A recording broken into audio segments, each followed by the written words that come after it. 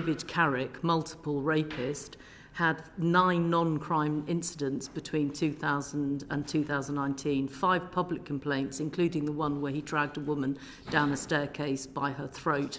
He got through his initial vetting in 2001. He passed his probation in 2003, despite the fact that they knew if they'd looked, if they bothered to look, which is what Jessica did behind us on all of these cases. He passed his probation in 2003.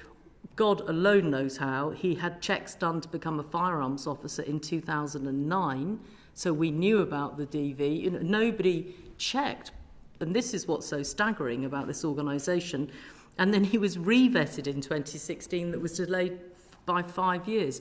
And people are saying I'm being tough on the cops. I mean, it's wonderful to see such extraordinary energy and perception over this thing. This is a genuine question. I look around here and we've got loads of cops in Parliament and so on, and if I was them being told that they were somehow institutionally racist, I think I'd be quite upset. I mean, I can't speak to the procedures and protocols that you referred to, but in terms of the men and women in the Metropolitan Police Service, why do you say it's institutionally racist? Because the vast majority of them are not. So it really is a question. Why do you say that?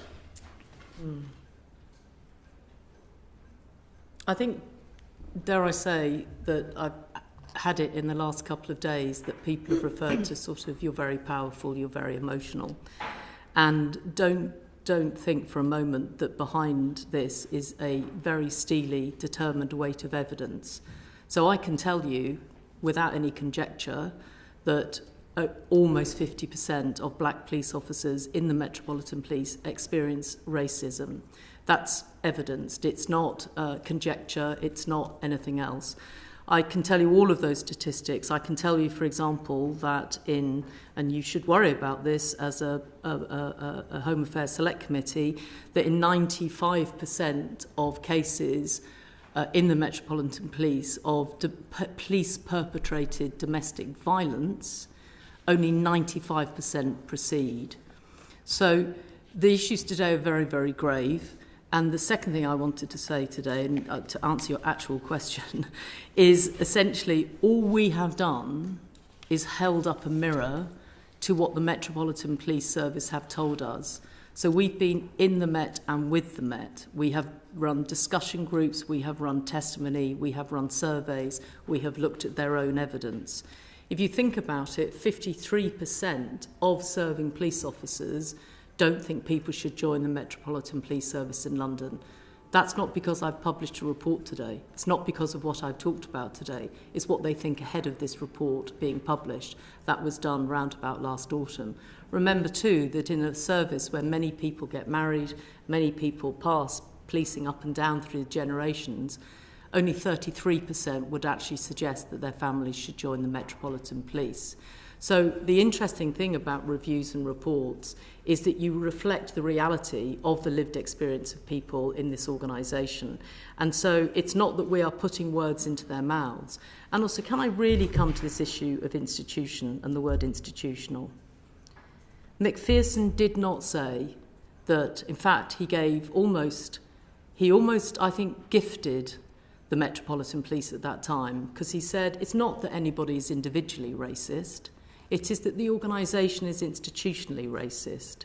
And that really, in a way, is saying that your procedures and your systems are institutionally racist, rather than suggesting that any officer individually was racist. What I'm saying is actually worse than that. I am saying that we have homophobic, sexist and racist police officers serving in the Metropolitan Police Service, many of whom are regularly in the newspapers at the moment for misconduct complaints. And at the same time, I am saying that they treat each other very poorly with prejudice, and on top of that, there is institutional, systemic and organisational bias.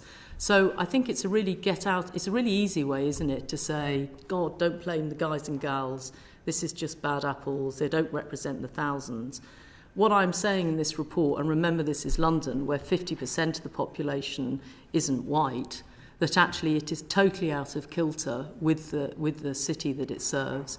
And within that, it actually doesn't treat people very well who are black. And to be honest, because of the choices they made around public protection, they ripped the heart out of the service they deliver to women and to children.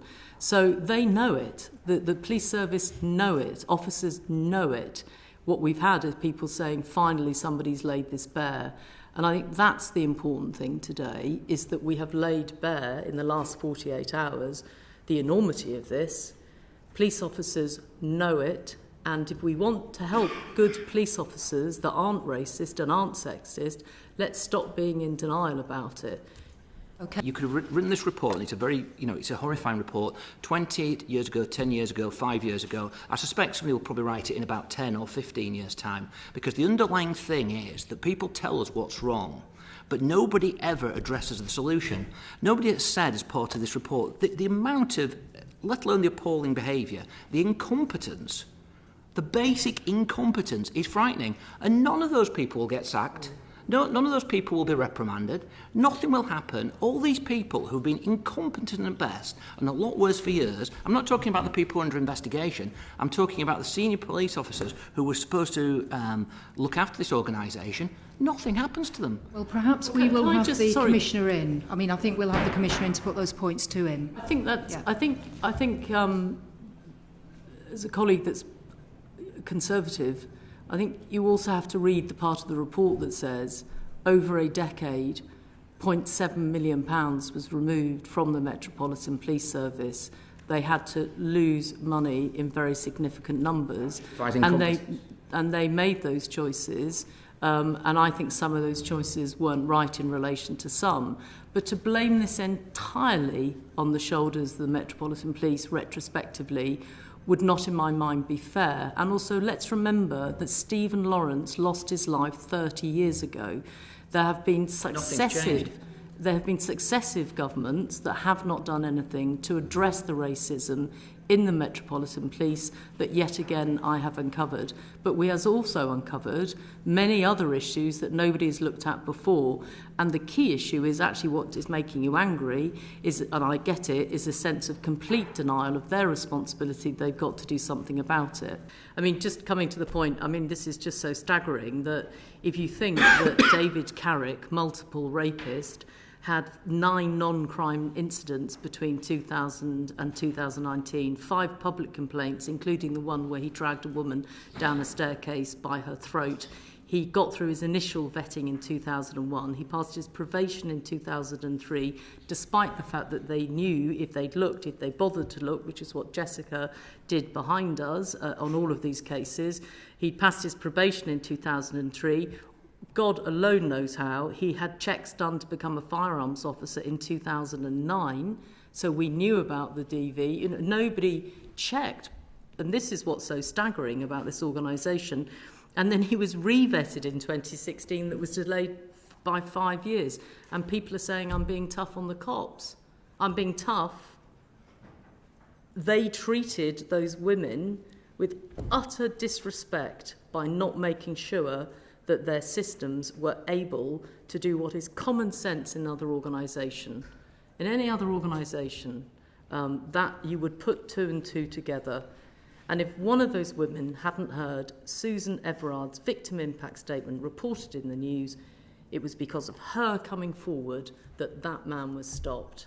So the stakes are incredibly high, and I suppose that's why I feel quite powerful in how I'm trying to convey to the new commissioner, the deputy commissioner, and every single serving police officer is, are we going to allow this organisation to be incompetent and also in denial about the fact they will rather protect a man like him than they will protect their own women, black people that work there, and the people they're supposed to serve, remember, not be a force for. So, the stakes are incredibly high. I'm incredibly frustrated that we need something that comes back that actually gives us reform here. And you're so powerful. You are the Home Affairs Select Committee. We're not. We're a band of mighty annoying people trying to put the evidence together to persuade you and everybody else to do something about it.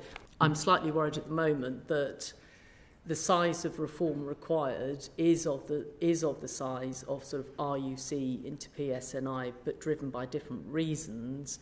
And I'm not sure that I'm hearing at the moment, and that could be because I'm concerned that it won't work and that in 20 years from now somebody will be sitting before you saying that Casey review in 2023 laid it bare and nothing changed. That's my, from my old people's home, if we still have them, that, hopefully with lots of sherry, that's what will be happening. And actually the serious side of what I'm trying to say is that they have to accept the reform now, and I'm worried that the size of the reform isn't reflected in what the Home Secretary said yesterday, because it's kind of, you can't just, I'll trust him, let him get on with it, no matter how brilliant that individual is. And that's my worry. And that's where I think Mr. Loughton is right to say, to be fair, good question to me, do you think that the checks are right? Do you think the balance is right? How soon? I'm conscious of time. I just wanted to say one last thing about the word institutional, Chairman, if I may. Yes, please do. Yes, please so, do. I've been thinking about this, that Mark has inherited an organisation and possibly, dare I say it, a culture that is sort of long on hubris and quite short on humility.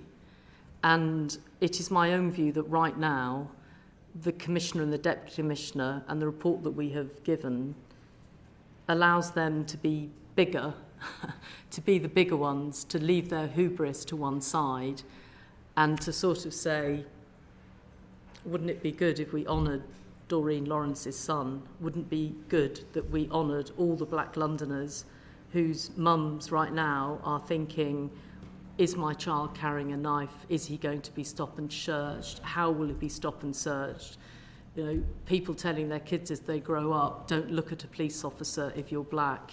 We all wanting to tell our children to run to police officers. Black families and non-white people haven't said that for some time.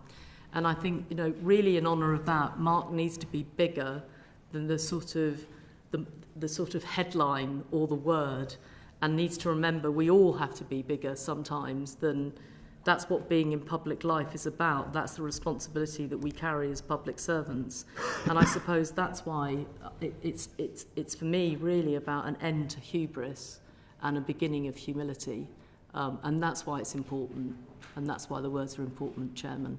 And that's really any support that you were all able to give in a cross-party way to that would be so enormously grateful. Well, can I just ask two things very quickly? One thing that occurs to me is this accelerated misconduct hearings that I've been hearing about that other police chief constables have used. The Met don't seem to have used this. Is that correct? They don't seem to have used it in the numbers that other chief constables feel able to use it. I think there's been fewer accelerated hearings. That's definitely right. They use the legally qualified chair system when they feel they haven't got a kind of slam dunk case and they haven't admitted it. Again, it's very heavily reliant on, it is very, very heavily reliant on regulations, and we think they could probably do better on both parts. We're not saying we haven't said that legally qualified chairs aren't able to to come to a good decision. They're panel decisions, and we certainly think that that's not the root of the problem here. So the answer is not let's have loads and loads of accelerated hearings, but it is for the Met to get their cases together well. Yes, I think we'd just be very surprised that an officer who's caught masturbating gets a conviction in the courts, is not put through an accelerated misconduct hearing. He was put a misconduct. He was put. He was. And back at Met Culture, wasn't dismissed. He wasn't dismissed. He was given a written warning. They understand what gross misconduct means? No, that's what we write in our report, sir, is that we don't think they understand fully what gross misconduct means. I've spent the year thinking about the fact that we were commissioned in the light of Sarah Everard's death. And I think when all of this stuff gets into the media and all of those sorts of things, and people were chasing for headlines and running to get what we'd said out, and Victram in the Guardian going, exclusives, and I was so irritated by all of that, particularly that. because I felt that we have tried so hard throughout this review to do it in a way which would honour Sarah Everard's memory, her family, Mina Smallman, her daughters, the families of Stephen Port, who killed those 4 young men, and then finally the 13 victims that we know of Carrick, 12 of whom were sentenced, and one for various reasons wasn't. And I suppose I just wanted to say, and I probably won't have another chance to say this, is that the reform needed really is on behalf of them. And, you know, we have a system of consent in this country, that the public decide what our laws are and how they should be changed. You make those changes in Parliament. That's what you do as parliamentarians. You, on our behalf, make those changes. Then we ask the police to hold those changes on your behalf and our behalf. That's gone horribly wrong here. Consent is broken in London. And I feel, sort of in honour of the last 12 months of the victims of some of these police officers, we owe it to them to get change. And you have the power there much more than me. So that's all I wanted to say. Thank you. I think that's very